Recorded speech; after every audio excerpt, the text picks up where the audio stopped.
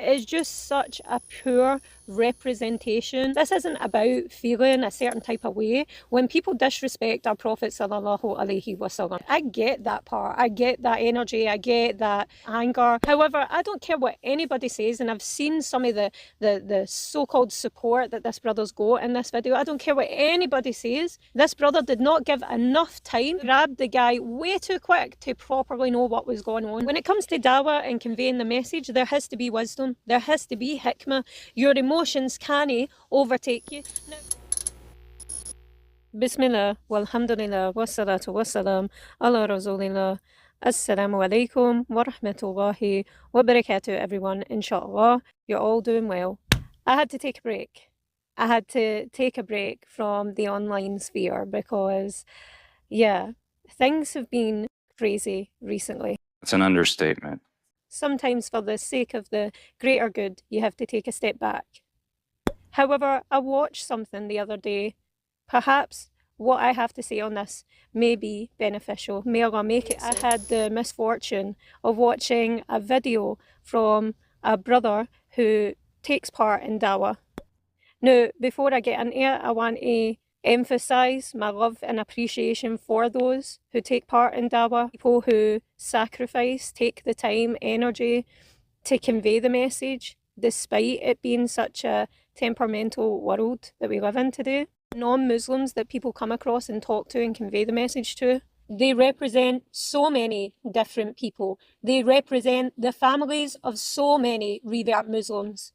Some of those people haven't came across Islam yet. Some of those people have been brainwashed. But absolutely all of those people have the potential to learn and convey until their dying day. And we as Muslims need to recognise that. To see a person who doesn't have recognition of God, who doesn't know Allah, who doesn't have the guidance, it's a part of Iman to empathise with that, to want for them what you want and have for yourself. Couldn't have said that better myself.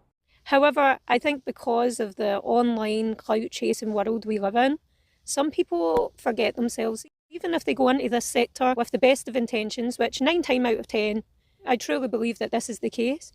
But sometimes we can get carried away. Sometimes we can forget ourselves. And this is what I feel perhaps we witnessed. My dog Muhammad once, and he gave me like a wink. What'd you say? What'd you say? Are you serious? I'm sorry. I'm sorry. Yeah, what's up, man? What's your name, bro? Julian. Julian. Okay, Wahab. Nice to meet you, man. What's up? You ran here or what? Yeah. No, I was just at the beach and I just had some shrimp. Huh? Oh, okay, nice. So why are you running though? Oh no, I just got into Islam. Oh, you just got into Islam? Yeah. Okay, nice. So when did that happen? Just recently. Okay, why you still got a cross on your neck? Yeah, well, I kind of follow both. Okay. Allah the Messiah, right? What? Oh, okay. Yeah, there was a debate on TikTok. They were like, is Jesus the Messiah, or is he just the son of God, or is he a prophet? But it says in the Quran, it's like around page 20 or something. It says Allah the Messiah. So No. We don't say. Yeah. English translation. Yeah. It's right here. If you want to open up, yeah, you could. I can probably pull it up. Yeah. Jesus is the Messiah. I don't know, actually. I'm not. It was on my phone. I don't know about it. No worries. So we'll inform you that Allah is not the Messiah. Allah sent the Messiah. You get what I'm trying to say? Because the thing is, on this earth, if you see God, it's already over. Yeah. You get what I'm trying to say? The whole idea is being tested by God without seeing Him. Because I do think because I called my dog Muhammad once, and he gave me like a wink. What'd you say? What'd you say? Are you serious? I'm sorry. I didn't know. Get out of here, bro. I didn't know. Get out of here, bro. Hey, get out. That's it. I was on some bullshit. Hey, get out of here, bro. Bounce. Fucking beanie, dude. Who the fuck you think you're talking to, bro? Okay, so subhanAllah, I don't follow the brother, I have nothing against the brother, but focusing on this particular video, it is just such a poor representation. This isn't about feeling a certain type of way. When people disrespect our Prophet sallallahu alaihi wasallam, I get that part, I get that energy, I get that anger. However, I don't care what anybody says, and I've seen some of the so-called support that this brother's got in this video. I don't care what anybody says. This brother did not give enough time, grabbed the guy way too quick to properly know what was going on, what was actually being said. When it comes to dawah and conveying the message, there has to be wisdom. There has to be hikmah. Your emotions can't overtake you. Now, we're human. Maybe sometimes we can fall short in this area.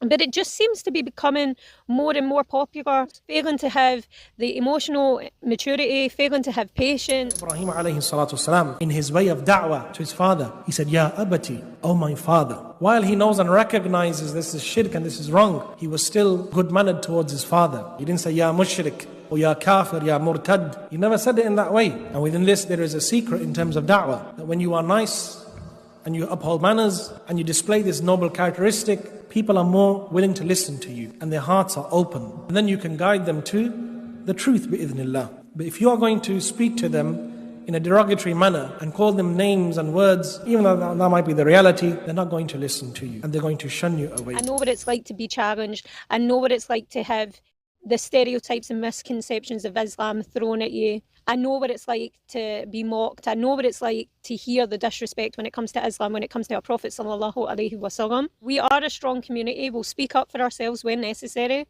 And definitely we're not pushovers. But this is so much bigger than that. Which da'iyah, which person of knowledge and piety in his right mind, when you're manning a dawah stall and a non-Muslim comes to you and women and children are walking around, quietly he's asking you, it's recorded on camera, and they thought it's a good idea to upload this disgusting spectacle, thinks that before even listening to what he has to say, you attack him. This isn't piety. This isn't from Islam. No alim in his right mind, no man of piety in his right mind, mujtahid, mujahid, muqallid, of any shape or form, who's lived amongst Muslims, lived in Islamic society, studied the deen, has a fear of Allah, has raised children, has been through marriages and divorces, treats people like this. You listen to what the man has to say, for God's sake. That's one thing. If he came out with some kufr, then you correct him, because it's a teaching moment. If you're recording it, if it's for posterity, if it's for the public domain, if it's going to be tweets, your tweets are receipts and your TikToks are, it's going to be there in the ether forever, potentially, right? So this is a proof for you or a proof against you. What are you teaching the people? What would be so difficult, what would be so problematic in letting him finish his sentence and saying, look, I understand what you're saying, but do you mean an animal dog or did you mean your friend dog? And then if he explains, I meant my dog, my pet dog. Well, we don't call our dogs by names of human beings, let alone names of the Prophet. What do you know about the Prophet Muhammad? Clearly he doesn't know jack, right? Because he's thinking that he's saying the Messiah and Allah is the same thing. It's clear from, to me anyway, my personal interaction, this person is just some kid, could be on something, certainly isn't well versed, certainly didn't make a concrete argument for a belief system. Let's assume he was a sincere person looking for the truth. He's certainly been put off. Let's say he's an Islamophobe. What would have been so problematic with correcting his Islamophobia? For example, sake of argument, let's say he was a Christian missionary, and they can be quite nasty, and he brought out what he brought out, and then you say, for the benefit of your audience, because you're going to post this on your Instagram and your TikTok, and you say, and you believe that this is what Jesus Christ, would have encouraged you, that you mock someone, something beloved to someone. How would you like if I called your mother a dog, your father a dog? I'm a Muslim. We're calling to Allah and His prophets, God and His prophets, Jesus being one of them, and we respect His mother Mary. We believe in her immaculate conception of a Messiah. You give a teaching moment for people, right? For your audience. It would humiliate him, and wallahi, it's not as if we who've been in the field for some years haven't had Islamophobes, nasty Islamophobes, take shahada out of our hands. Some of them are famous. You've got your Gary Miller back in the day, to Yusuf Estes, to far-right nationalists in the Netherlands, in Germany, who've taken shahada, neo-Nazis taken shahada, after they would attack Muhammad sallallahu alaihi wasallam by name, after they would mock the Quran, desecrate it. A Geordie who became Muslim. He used to be BNP, British National Party, neo-Nazi. Used to attack Muslims. But the Muslims had sabr with him. They would give dawah with him. You can imagine the kind of filth he would spew out from him.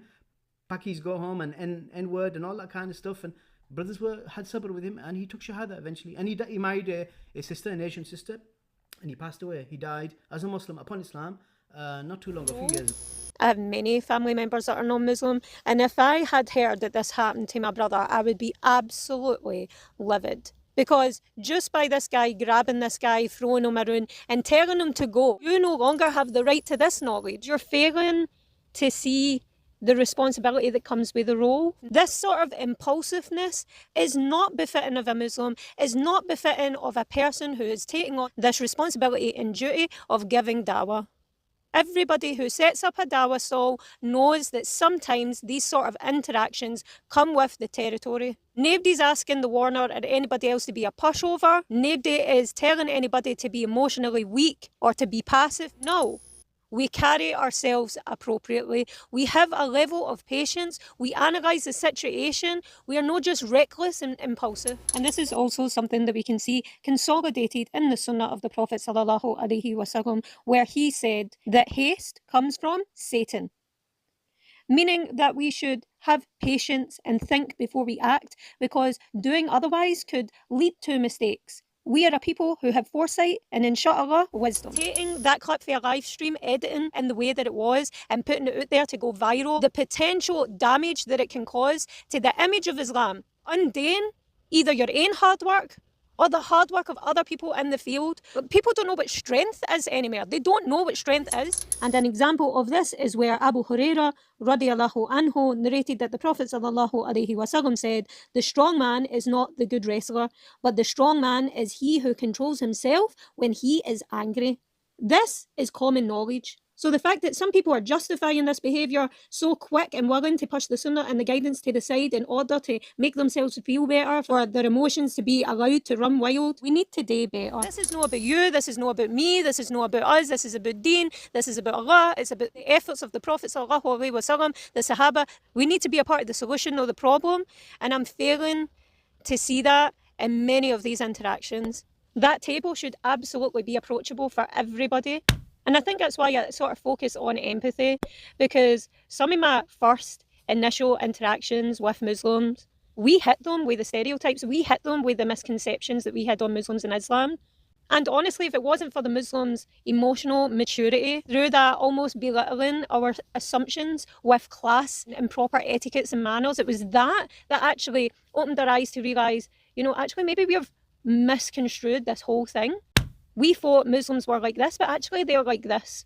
How those Muslims presented themselves and how they managed our back and forth, which, trust me, came with ruthlessness. It was how they dealt with it, and it was how they presented themselves that made us continue to look into the matter. Like, there's so many factors that could have played into this specific interaction. There could have been mental health issues. There could have been learning disabilities. It could have been mockery, absolutely. But it could have been, ignorance as well. And it's for us, in our duty, when we take on these tasks, to take that leadership, that dignified, that honourable responsibility that comes with it. We are no better than the best of generations. And absolutely, they moved in this world with the best of manners, with Iman, with knowledge, but also with empathy. Empathy is not weakness, people, let me just tell you. We need to return back to the Quran and Sunnah, amend our ways, focus on our belief, practice and character, and inshallah may Allah guide us and have mercy on us. Ameen. If I've said anything wrong, know that it comes from me, my limitations and need for knowledge, and any good is from Allah Subhanahu Wa Ta'ala. Subhanaka Allahumma wa bihamdik, ashhadu an la ilaha illa ant, astaghfiruk wa atubu ilayk. Assalamu alaikum wa rahmatullahi wa barakatuh.